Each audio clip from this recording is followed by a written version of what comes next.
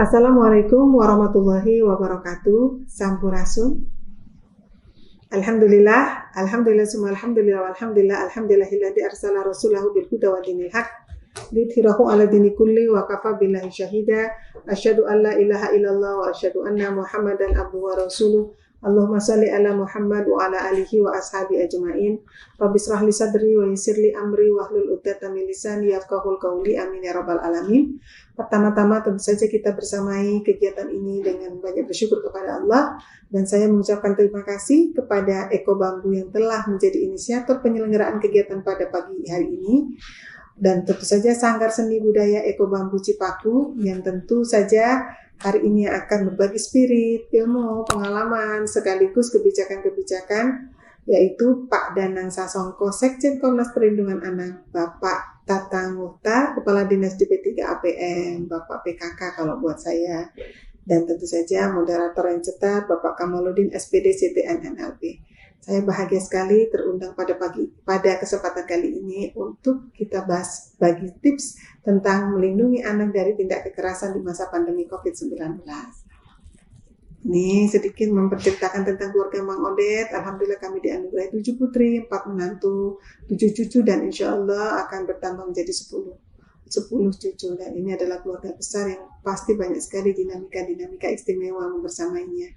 Kita kalau berbicara tentang keluarga, meskipun sesuai dengan Undang-Undang Nomor 52 Tahun 2009 atau Undang-Undang Nomor 10 Tahun 92, keluarga merupakan unit terkecil dari masyarakat yang terdiri atas kepala keluarga dan beberapa orang yang terkumpul dalam satu tempat tinggal di bawah satu atap dalam keadaan saling ketergantungan.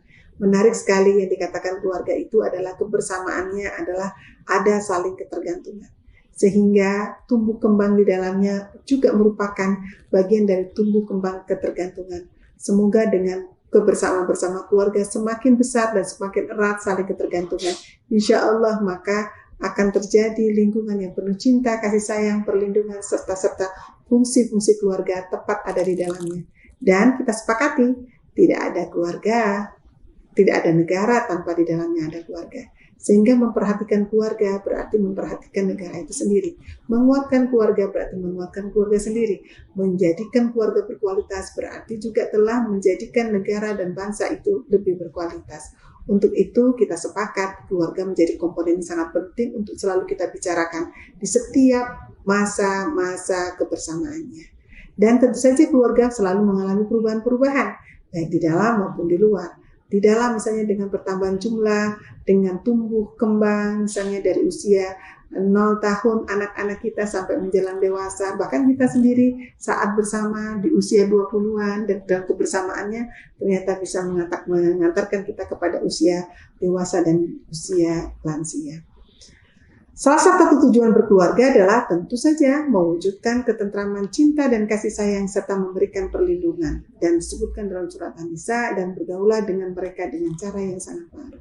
Artinya bahwa ketergantungan di sini diperlukan sebuah komunikasi dua arah, positif dua arah, baik dengan pasangan, baik dengan putra-putri kita atau ada anggota keluarga di dalamnya. Dan seperti yang kita ketahui, COVID-19 yang kita bersama sejak bulan Maret kemarin telah menyisakan dampak-dampak yang luar biasa, bukan hanya dampak kesehatan, tapi juga dampak sosial.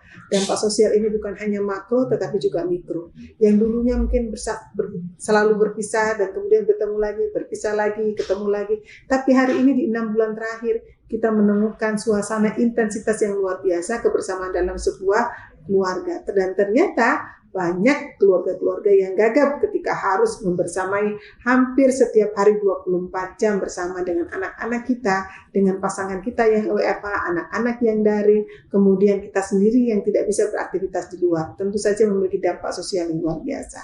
Demikian juga dampak ekonomi. Kita sama-sama mengetahui dengan adanya pandemi COVID-19, beberapa usaha-usaha ekonomi juga ditutup, juga termasuk juga kantor juga ditutup. Akhirnya kita merasakan beberapa dampak-dampak ekonomi karena COVID-19. Untuk itulah pada kesempatan kali ini saya ingin juga menyampaikan apa yang terjadi di pandemi COVID-19 di beberapa terakhir. Setelah Kota Bandung menghadirkan adaptasi kebiasaan baru, adanya relaksasi supaya ekonomi bisa berjalan dengan lebih lancar lagi, yang dulunya mati atau sangat berkurang sampai 80%, kita adakan relaksasi sehingga kemudian aktivitas ekonomi mulai bergeliat. Demikian juga beberapa kegiatan-kegiatan sosial seperti masjid mulai dibuka, kemudian aktivitas-aktivitas yang lain juga sudah mulai diperbolehkan dengan super ketat. Untuk itulah ada beberapa dampak yang tentu saja berbeda saat ketika kita melakukan PSBB beberapa waktu yang lalu. Kasus terakhir yang ini mungkin bisa dibaca di sini, inilah kondisi dan resume dari angka COVID-19 di Kota Bandung. Seperti tadi sudah disampaikan, dampak COVID-19 pertama adalah dampak kesehatan. Yang sampai hari ini ada 54 orang yang meninggal karena COVID-19 yang tercatat oleh tim Satgas COVID-19 di Kota Bandung. Untuk itulah kata kunci yang paling tepat adalah kata Pak Wali, hadirkan, tegakkan protokol COVID-19, protokol kesehatan COVID-19 dengan sangat super ketat. Ada 4M kalau saya sebutkan. Yang pertama menggunakan masker, sehingga kita sama-sama tahu karena pentingnya menggunakan masker, maka wajib kita sebagai orang tua menyertakan setiap kegiatan-kegiatan putra-putri kita dengan menggunakan masker ketika keluar rumah. Menggunakan masker ketika keluar rumah, mencuci tangan dengan sabun, menjaga jarak, menjaga jarak physical distancing, dan mengkonsumsi makanan-makanan yang bergizi. Dan yang terpenting adalah kita juga tetap berolahraga dan mendapatkan cukup sinar matahari. Jadi kalau kita melihat bahwa posisi dari protokol kesehatan adalah demikian, maka pastikan putra-putri kita pun juga mendapatkan pengetahuan tentang 4M ini atau protokol kesehatan, dan pastikan mereka pun juga sudah melakukannya dengan baik dan bertahap dan tentu saja menjadi habits keseharian. Yang kedua adalah seperti yang kita ketahui, dampaknya adalah dampak ekonomi. Mungkin dampak ekonomi maka sangat terasa sekali bagi saya, bagi kita para perempuan, bagi para ibu rumah tangga, bahwa dengan adanya dampak ekonomi, mau tidak mau, suka tidak suka, kita pun juga harus merevisi merevisi tentang bagaimana mengatur keuangan keluarga. Yang dulu ada pos untuk jajan, jadi kita pindahkan, begitu ya. Kita super hemat, tetapi tetap bisa memberikan makanan sehat. Yang terpenting adalah bagaimana manajemen keuangan keluarga ini tetap sehat. Untuk itulah jangan pernah berhenti untuk belajar dari bagaimana memanage keuangan keluarga, karena ini merupakan bagian dari penghindaran kekerasan kepada putra-putri kita. Ya. Kemudian yang sosial, Masya Allah, dampak sosial. Yang ini hari-hari ini ternyata sudah mulai mengalami kejenuhan. Ketika anak-anak sudah ada di rumah terus, suami ada di rumah terus, ekonomi turun dan sebagainya, ada beberapa kejenuhan, sehingga dampak sosial dalam keluarga ini, pembelajaran jarak jauh yang dirasakan oleh anak-anak, oleh suami, bahkan mungkin juga oleh kita sendiri, harus tetap kita sikapi dengan sangat cepat apa yang perlu kita lakukan. Dan dampak yang lainnya adalah mental spiritual. Untuk itulah perlu kita pahami bersama bahwa untuk menghadirkan perlindungan terbaik dari pandemi COVID-19, kita lakukan penjagaan secara kolektif dalam memutus rangkap memutus penularan COVID-19. Yang dilakukan ya alhamdulillah sampai hari ini, seperti yang kita ketahui bahwa COVID-19 ini cara penularannya ada 5 pilar yang kita hadirkan. Yang pertama adalah pemerintah, masyarakat, dunia usaha, lembaga organisasi, akademisi, terus sama-sama merempuk bagaimana memutus penularan COVID-19. Mungkin sama-sama yang kita ketahui tentang adaptasi kebiasaan baru yang sekarang sudah kita lakukan, ada beberapa hal yang tentu saja memiliki dampak-dampaknya. Salah satunya adalah dengan direlaksasinya kegiatan-kegiatan ekonomi, dan mungkin juga ada beberapa sekolah pesantren yang sudah mulai buka begitu, dan untuk sekolah sampai hari ini masih ditutup karena begitu sangat riskan. Hal yang ingin saya sampaikan pada kesempatan kali ini, kalau kita berbicara tentang perlindungan anak, kita berbicara tentang anak itu sendiri. Anak adalah masa depan kita. Dan seperti yang kita ketahui, sesuai dengan tumbuh kembangnya, anak perlu mendapatkan 4 haknya: hak hidupnya, hak tumbuh kembangnya, hak perlindungannya, dan hak partisipasi. Karena aset masa depan, maka 4 hal ini yang harus juga kita perhatikan. Dan seperti yang kita ketahui di masa pandemi COVID-19, kita perlu menjaga putra-putri kita, anak-anak kita, karena mereka belum sempurna memiliki imunitas yang kokoh dalam fisiknya.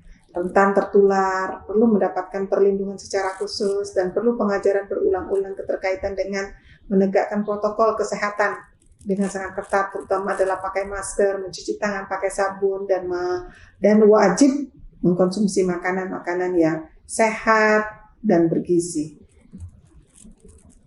Untuk itulah pada kesempatan kali ini, siapakah yang pertama kali melakukan perlindungan kepada putra-putri kita sebelum yang lainnya? Yang pertama adalah tentu saja keluarga.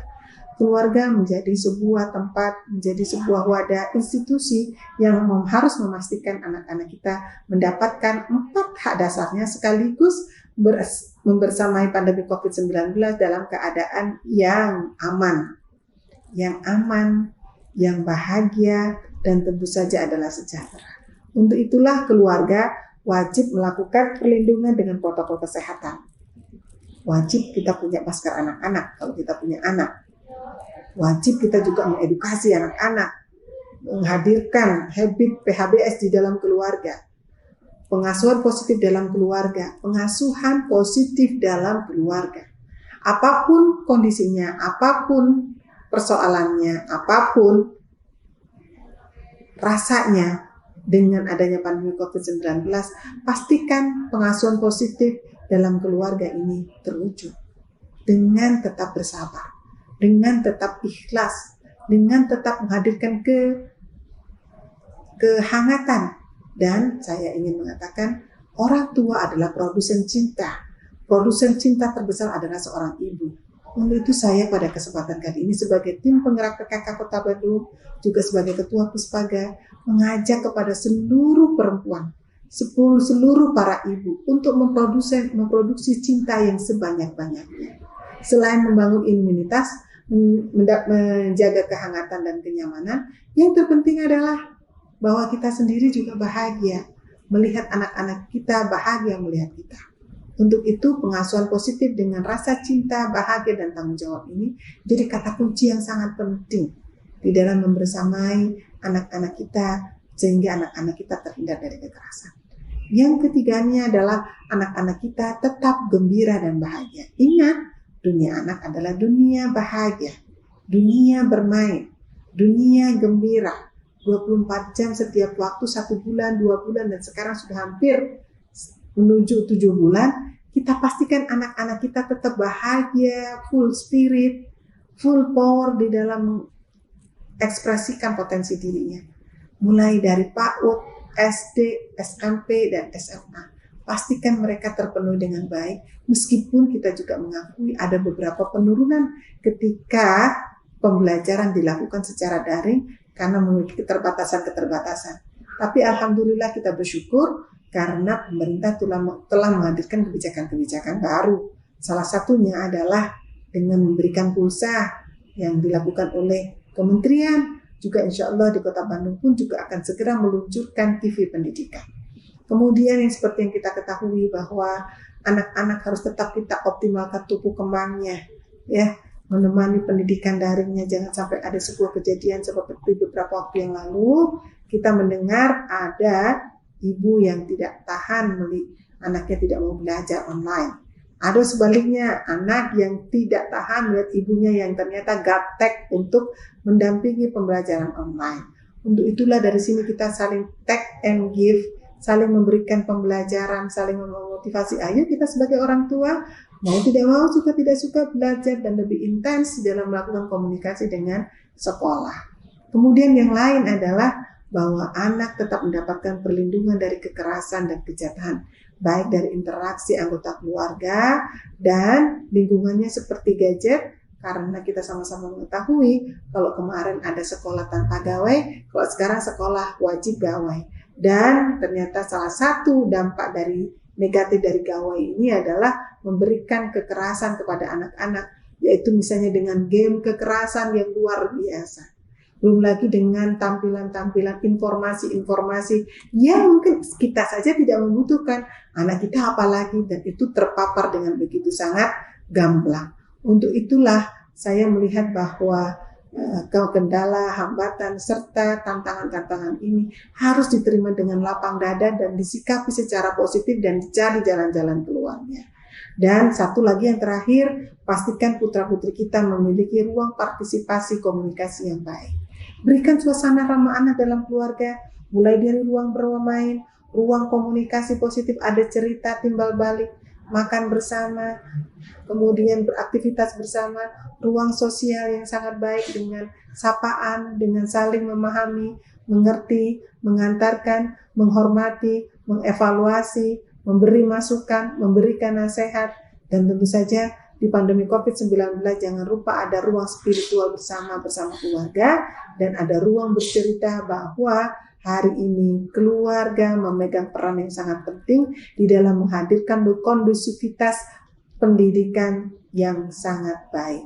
Untuk itulah jangan pernah keluarga kita tidak menghadirkan suasana pendidikan yang baik. Untuk itulah pada kesempatan kali ini kita saling memberikan tips-tipsnya ya, supaya kita menjadi orang tua yang mampu menghadirkan ini semua. Saya pikir itu yang bisa saya sampaikan pada kesempatan kali ini. Di masa pandemi COVID-19, mulai dari protokol kesehatan, pastikan anak-anak bahagia, berikan ruang-ruang perlindungan terbaik, jauh dari kekerasan, dan pastikan mereka juga mendapatkan ruang-ruang belajar dan mereka tetap bisa merajut cita-cita. Sebagai orang tua, insya Allah, pasti saya yakini kita ingin mengantarkan putra-putri kita lebih sukses dari kita. Semoga Allah Subhanahu wa Ta'ala senantiasa memberikan perlindungan dan memberikan ilham-ilham terbaik kepada seluruh para orang tua, seluruh para keluarga Kota Bandung secara khusus. Insya Allah dalam kebersamaan kita bisa menghadirkan kecintaan, kerahmat kepada putra-putri kita, sehingga kita bisa menghadirkan ramah anak di masa pandemi COVID-19. Saya pikir itu, semoga Allah Subhanahu wa Ta'ala melindungi kita semuanya dan pandemi COVID-19 segera berakhir. Wassalamualaikum warahmatullahi wabarakatuh.